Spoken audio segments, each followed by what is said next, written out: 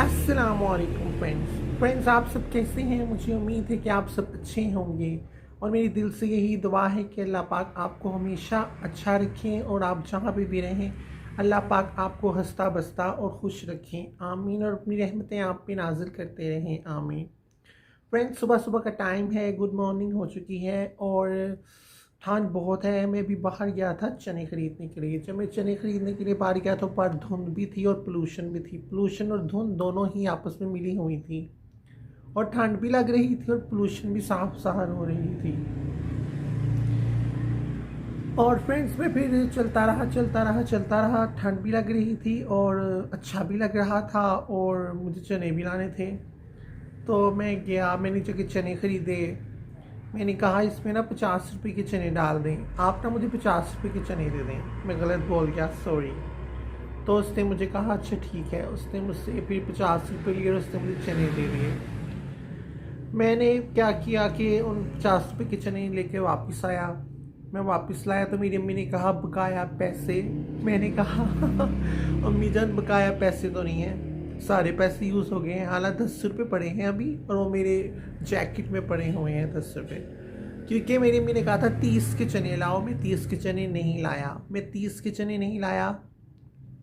मैंने जैकेट में ना अपना हाथ, मेरा ठंडा बहुत हो रहा था तो मैंने ना जैकेट की जेब में ना अपना हाथ डाला तो उसमें 10 रुपये ऑलरेडी निकले पहले से। पता नहीं मैंने कब के रखे थे, मुझे ये नहीं याद, पर जैकेट में 10 रुपये थे। मैंने कहा 10 रुपये हो गए, 40 रुपये हो गए, मैं अम्मी से थोड़े से पैसे और डाल के ना 50 के चने ले आता हूँ। मैंने कहा अम्मी आप मुझे 10 रुपये और दे देंगी। मेरी अम्मी ने कहा क्यों, 10 रुपये क्यों चाहिए। मैंने कहा अम्मी आपने 30 रुपये दिए थे, 10 रुपये मेरी जैकेट से निकल गए और आप 10 रुपये देंगी तो 50 रुपये हो जाएंगे। फिर 50 रुपये के मैं चने ले आऊँगा। फिर मैंने कहा अम्मी आप ऐसे रहने दें कि ना, आप इस तरह करें, आप मुझे 20 रुपये दे दें, 30 रुपये का मेरा बिस्किट आ जाएगा और 30 के मैं चने ले आऊँगा। मेरी अम्मी ने कहा अभी कहाँ दुकानें पर चूनों की खुली होनी है जो तुम बिस्किट की बात कर रहे हो। तो मैंने कहा नहीं आप दे दें, अगर अगर हुआ तो मैं फिर बिस्किट ले लूँगा, ना हुआ तो मैं वापस भी नहीं आऊँगा घर। तो मैं फिर इस तरह, मुझे बिस्किट नहीं मिला, चने मिल गए। फ्रेंड्स, मैंने नाश्ता किया, मुझे बहुत मज़ा आया। मेरी अम्मी ने मुझे 2 पराठे बना के दिए और वो भी इतने मज़े के पराठे और साथ चनों के साथ। मुझे बहुत मज़ा आया खाने में। मैंने नाश्ता किया है। अब मैंने देखिए चाय का कप है मेरे हाथ में, मैं चाय का कप पीने जा रहा हूँ और मैंने एक सिप और लिया। इससे पहले मैं एक सिप ले चुका था। और फ्रेंड्स, मैं कल 4:30 बजे सोया और मैं रात 3 बज के पता नहीं कितने मिनटों पे मैं उठा, मुझे नहीं पता, पर तीन से ऊपर ही टाइम हुआ था, मुझे इतना याद है।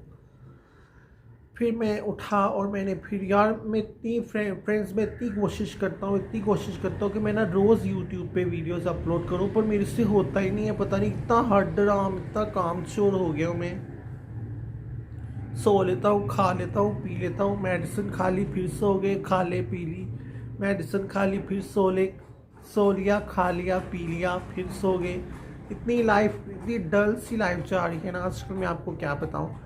पर इंशाल्लाह जैसी लाइफ गुजरती जा रही है, चलिए 2 दिन ठहर के, 1 दिन ठहर के मैं वीडियो अपलोड करता रहूँगा। और प्लीज़ काइंडली मुझे सपोर्ट करें। आप लोग मुझे सपोर्ट नहीं करेंगे, मेरे चैनल को सब्सक्राइब नहीं करेंगे, वीडियोस को लाइक नहीं करेंगे, शेयर नहीं करेंगे, अब खुद भी और अपने फ्रेंड्स को भी नहीं कहेंगे, अपने फ्रेंड्स के साथ और अपनी फैमिली के साथ, तो मैं कभी भी कामयाब नहीं हो पाऊँगा।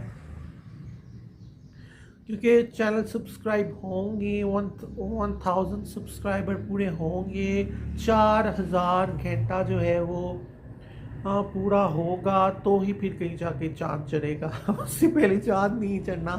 मैंने अपने एक फ्रेंड से पूछा, मैंने कहा आप बताओ मैं क्या करूँ ना कि मेरा वॉच टाइम भी कंप्लीट हो जाए और मेरे ना सब्सक्राइबर भी कंप्लीट हो जाए। उसने मुझे कहा कि आप ऐसे करो, आप ज़्यादा से ज़्यादा ना वीडियोज़ अपलोड करना शुरू कर दो। आप ज़्यादा से ज़्यादा वीडियोज़ अपलोड करोगे, आपका वॉच टाइम भी ऑटोमेटिकली कंप्लीट होगा, लोग देखेंगे और लोग फिर सब्सक्राइब भी करेंगे। तो फ्रेंड्स, आप प्लीज़ मुझे सपोर्ट करें, मेरी हेल्प करें, शुक्रिया। फ्रेंड्स, मैं ना आपको एक बात बताता हूँ। मैं ना इस्लामाबाद में था, मैं था, अम्मी अम्मी थी मेरी और आई थिंक मेरी सिस्टर भी थी। मेरा ना इस्लामाबाद में भाई रहता है, वो मैरिड है वहाँ पे, शादीशुदा है और उसका घर भी वहाँ पे ही है। मैं वहाँ पे था तो ना इस तरह ही मैं ना घर में यूँ चक्कर फिर रहा था, चक्कर लगा रहा था, टाइम पास कर रहा था क्योंकि सलांटे में घर था और मेरा दिन बहुत बोरियत हो रही थी। तो एकदम ही फ़ोन आता है मेरे ना, मेरे से बड़ा भाई है, हाँ मेरे से बड़ा भाई है, उसका फ़ोन आता है और मेरे दिमाग में आया उसी के, उसने खैरियत पूछने के लिए किया होगा अम्मी को फ़ोन। तो वो आया तो उसका फ़ोन आया तो उसने कहा कि अम्मी अरसलान को ना दुबई भेजना है। आई एम शॉक्ड जब मैंने ये बात सुनी कि अरसलान को दुबई भेजना है, यानी कि मुझे, मेरा नाम अरसलान है और अरसलान को दुबई भेजना है। तो अरसलान से पूछें क्या उसने दुबई जाना है या नहीं जाना। मैं तो कभी भी ना करूं, मैंने तो हर हाल में मैंने कहा हाँ मैंने ज़रूर दुबई जाना है। ऐसा हो ही ना सकता, ऐसा हो ही नहीं सकता कि मुझे बाहर की ऑफ़र आए मैं रिजेक्ट कर दूं, कभी भी नहीं। तो मेरे भाई ने कहा, मैंने ना अपने तुम्हारे, मैंने एक और भाई है मेरा, उससे पूछा कि तुमने दुबई जाना है, वहाँ पर जाके जॉब करनी है। तो उसने कहा नहीं मैंने नहीं जॉब करनी, ना मैंने बाहर जाना है। तो उसने मेरे से पूछा, मुझे तो अभी भी कहीं से ऑफ़र आए ना कि बाहर जाना है जॉब के लिए तो मैं जल्दी से एक्सेप्ट करूँ। मैंने कहा हाँ ठीक है मैंने जाना है, मुझे ज़रूर, क्योंकि मुझे बाहर जाना इतना पसंद है, इतना पसंद है आउट ऑफ कंट्री जाना कि जिसका कोई, हाँ मैं क्या बताऊँ, कोई हद नहीं है। मेरे भाई ने कहा कि उन्होंने कहा मैं आप अरसलान से बात करें। मेरे भाई ने मेरे से फ़ोन मैंने मुझे फ़ोन पकड़ाया, मैंने फ़ोन पे उसने मुझसे बात की। मैंने कहा अस्सलाम वालेकुम, हाँ भाई बोलो। तो मेरे भाई ने कहा अच्छा अरसलान तुम बताओ कि तुमने दुबई जाना है, वहाँ पे जॉब है होटल में, कर लोगे काम। तो मेरे भाई ने कहा हाँ मैं कर लूँगा। तो मेरे भाई ने कहा फिर देख लो। मैंने कहा हाँ ठीक है मैं कर लूँगा। मैं ना, मुझे बड़ी खुशी थी। मैं ना उन डेज़ में नमाज़ें भी बहुत पढ़ता था, इतनी नमाज़ें पढ़नी मैंने, अल्लाह पाक से दुआएं करनी, अल्लाह पाक बाहर भेज दो, अल्लाह पाक बाहर भेज दो। जब मुझे पता लगा ना कि मैंने दुबई जाना है, उसके बाद मेरा भाई कहता है कि साथ तुम्हारा वीज़ा कंफर्म हो जाए ना, तुम्हारा वीज़ा की पता नहीं क्या क्या वीज़ा आ जाए तुम्हारा, तो फिर ना, मुझे इतना नॉलेज नहीं था। उसने मुझे कहा तुम्हारा वीज़ा आ जाए ना फिर तुम उसके बाद जाओगे, फिर उसके बाद टिकट वगैरह शायद होती है, मुझे इतना पता नहीं है क्योंकि मेरा इन चीज़ों से बहुत कम पाला पड़ा है, एक दफ़ा ही पला है, वो भी दुबई जाते हुए। तो रहा फिर इस तरह हुआ कि ना मैंने नमाज़ें पढ़ी, मैंने रोज़े रखते, मैंने कहना अल्लाह पाक प्लीज़ मुझे बाहर भेज दो, अल्लाह पाक प्लीज़ मुझे बाहर भेज दो। मैंने ये नहीं कहना कि अल्लाह पाक में मुझे बाहर भेज दो और वो मेरे हक़ में इंतहाई बेहतर हो, मेरे हक़ में हर तरह से वो बेहतर हो। मैंने बस यही कहना अल्लाह पाक मेरे लिए, अल्लाह पाक मुझे बाहर भेज दो, अल्लाह पाक मुझे बाहर भेज दो। मैंने हर वक्त ना यही दुआएं करनी और अल्लाह पाक की ऐसी रहमत हुई, ऐसा फजल करम हुआ कि ना मेरा पासपोर्ट, मेरा जो वीज़ा भी आ गया बाहर से, और मेरी ना ज़ाहिर बात है फिर टिकट तो फिर लेनी पड़ती है, टिकट लेंगे तो जाएंगे ना। मैं बड़ा खुश हुआ जब मुझे पता लगा मैं बाहर जा रहा हूँ। फिर उस दिन क्या हुआ कि मेरी अम्मी भी मेरे साथ बाज़ार गई, हमने बैग ही ख़रीदा जिसमें कपड़े डालने थे मेरे, और थोड़ी सी शॉपिंग भी की है हमने कपड़ों की, वो की। तो फिर उसके बाद ना मैं दुबई गया। दुबई जाके मैं बहुत एक्साइटेड था, मेरे दिमाग में था कि मैं दुबई जाऊंगा ना तो वहाँ पे बर्फ़बारी गिर रही होगी, सड़कें बर्फ़ से होगी। मेरे दिमाग में तो इस तरह था क्योंकि मैंने पहले कभी दुबई नहीं देखा था और मुझे ये नहीं पता था कि वहाँ पे बर्फ़बारी नहीं गिरती, वहाँ पे बहुत गर्मी होती है। मैं ना जब जहाज़ में लैंड हुआ, मैं फिर बाहर में निकला, जहाज़ से बाहर गया, फिर वहाँ पे चेकिंग करते हैं, वो चेकिंग पासपोर्ट सब कुछ करवाया। तो पीछे से मुझे कॉल आ रही थी, एक अंकल थे वहाँ पे ना, उनकी मुझे कॉल आ रही थी, कहती बेटा आप अभी तक बाहर नहीं आए। तो मैंने बताया कि अभी वो चेकिंग कर रहे हैं, सब लाइन में खड़े हैं, तो मेरी भी जब बारी आएगी चेकिंग हो जाएगी तो मैं बाहर आ जाऊँगा। तो कहते अच्छा ठीक है। उनकी कॉल कट हुई, फिर उनकी कॉल कट हुई तो मैं बाहर अभी निकला ही हूँ ना, तो जो मुझ पर गर्मी की हवा पड़ी है, तौबा तौबा तौबा, मेरे ख्वाब वहाँ भी चकना शुरू हो गए। मैंने कहा चलो यहाँ पे तो पड़ गई बर्फ़ ही बर्फ़। बहुत इतनी गर्मी थी कि मैं आपको क्या बात बताऊँ, बहुत शदीद गर्मी थी। फिर वो सामने खड़े थे, मैं निकला ना, अभी बाहर निकला तो सामने खड़े हुए थे गाड़ी पे, गाड़ी के बाहर ना। तो फिर मैं गया उनके पास, फिर मैंने सामान उन्हें पकड़ाया, उन्हें सामान गाड़ी में रखा, मैं गाड़ी में बैठ गया। तो गाड़ी में ऑलरेडी पहले उनके सिर्फ फ्रेंड्स बैठे हुए थे, दो के पता नहीं तीन बैठे, दो शायद बैठे हुए थे क्योंकि जीप थी तो उससे बैठे हुए थे। तो वो बैठे थे तो मैं भी बैठ गया, मैं खामोश रहा, चुप रहा चुप रहा। तो फिर मुझे वो एक होटल में ले गया। होटल एक आम सा था जहाँ पे ना हर हर लेवल का इंसान खाना खा सकता है। गरीब जिस तरह के होते हैं, मेरी तरह के गरीब जो लोग होते हैं, जो दुकानों पे काम करते हैं इस तरह के ना। तो मुझे वो छोड़ के तो कहते हैं अच्छा ठीक है, मैंने तुम्हें इधर छोड़ दिया, तुमने अब इधर काम करना है। अब हुआ इस तरह कि ना जो होटल वाला था ना, उसने मुझे कुछ नहीं बताया कि आपने क्या करना है, ना उसने मुझे बताया कि आपने खाना सर्व करना है, उसने मुझे ये भी नहीं बताया। ना उसने मुझे ये बताया कि आपने होटल की सफाई करनी, उसने ये भी नहीं मुझे बताया, उसने मुझे कुछ नहीं बताया। वो खामोश रहा। उसने उसने मुझे कहा कि ना आपने ना मेरे साथ चलना है, जहाँ पे मैं रहता हूँ ना आपने वहाँ पे रहना है। मैंने कहा इतनी दूर पता नहीं कहाँ पे होटल में रहता होगा, तो ना मैं यहाँ भी रह लेता हूँ, ये पास सब जाते हैं, सब यहाँ से वापस आ जाते हैं, मेरे लिए भी आसानियाँ होगी आने जाने में। तो इस तरह मैंने कहा नहीं मैंने इधर रहना है, मैंने नहीं आपके साथ जाना। कहते अच्छा ठीक है तुम्हारी मर्ज़ी। हालांकि मुझसे ये इतनी बड़ी गलती हुई थी, जहाँ पे वो रहता था ना वो इतनी बड़ी बिल्डिंग में रहता था और उसका उसका रूम इतना प्यारा था, इतना प्यारा था। वहाँ पे ठंडा गर्म दोनों पानी सप्लाई था, हर चीज़ अवेलेबल थी और इतनी सफाई थी और इतने डिसेंट लड़के वहाँ पे रहते थे ना। और यहाँ पे सारे गज्जू मत्ते पता नहीं कौन कौन से लड़के रहते थे जिस जिस जिस होटल में मैं आम से होटल में, मैंने कहा नहीं मैं इनके साथ ही रह लेता हूँ, होटल वाले जो लड़के हैं ना इनके साथ। मुझसे एक बहुत बड़ी गलती हुई। फिर इस तरह हुआ कि ना होटल वाले की और मेरी ना नहीं जमने लगी। होटल वाले ने मुझे नहीं बताया, होटल वाले मैं खुद ही काम करने लग गया। मैंने रोज़ सफाई करनी होटल की, सारा होटल झाड़ू से साफ़ करना, फिर टाँकी मारनी, कूड़ा उठाना, फिर डस्टबिन में डालना। फिर मैंने कस्टमर आने उनके आगे मैंने खाना सर्व करना, फिर प्लेटें उठा के रख के आनी, फिर चाय सर्व करनी। फिर ये ना मुझे बता नहीं रहा था क्योंकि मेरे घर वाले ने ना मुझे गाइड करके नहीं भेजा था कि तुमने ये काम नहीं करने वहाँ पे। तो मेरी जो वॉइस है ना उसमें ये प्रॉब्लम है कि जो मेरी आवाज़ है ना वो अक्सर लड़कियों वाली हो जाती है। जब बात कर रहा ना मैं नॉर्मली आपसे भी, ये भी एक जिसे कहते हैं मर्दाना आवाज़, मुझे लगता है कि ये मर्दाना आवाज़ है, पर ऐसी टोन्स आ जाती हैं मेरी वॉइस में जो बिल्कुल बिल्कुल लगता है कि लड़की बात कर रही है, इस तरह होता है। तो वहाँ पे मैं गया तो ना मेरे भाई की मुझे कॉल आई। मेरा भाई कहता है शांत तुम्हारी ना आवाज़ का मसला आ रहा है इधर, मुझे बताया किसी ने कि तुम्हारी आवाज़ ना बहुत लड़कियों वाली है, तो तुम इस तरह करो कि तुम ना वापस आ जाओ। मैंने कहा नहीं, मैंने अपने भाई से कहा नहीं मैं इधर कोशिश करो कि मैं इधर ना स्टैंड हो जाऊँ, मैं इधर मैं जिसे कहते हैं ना मैं इधर ही पक्का हो जाऊँ, जो इसी जॉब पे पक्का हो जाऊँ। मेरे पास कौन सी करोड़ों की या मिलियंस की कोई प्रॉपर्टी है पीछे जिसके बाद मैं जाऊँगा फिर मैं वापस किसी और कंट्री में जाऊँगा। मेरे भाई ने मुझे बहुत इंसिस्ट किया पर मैंने अपने भाई की एक नहीं सुनी। मैंने कहा नहीं मैंने नहीं आना। मेरा भाई कहता है अच्छा ठीक है चलो तुम्हारी मर्ज़ी। फिर रात का टाइम था और ना मैं होटल के बाहर ही खड़ा हुआ था। तो ये जो होटल का मालिक था ना ये भी होटल के बाहर सीट पे बैठा हुआ था। वहाँ पे सीटें लगी हुई थी, कुर्सियाँ लगी हुई थी ना, टेबल थे, बाहर बैठा हुआ था और इसके 3 फ्रेंड्स थे जिसके साथ बैठे हुए थे। इसने ना मुझे कहा कि इसने ना मुझे बुलाया अपने पास, मुझे कहता है इधर आओ। मैं इसके पास गया तो मुझे कहते हैं अंदर से ना चाय बना के लाओ। मैं अंदर गया, चाय बना के लाया। तो फिर मैं बोला, मैंने कहा अच्छा ये ले चाय।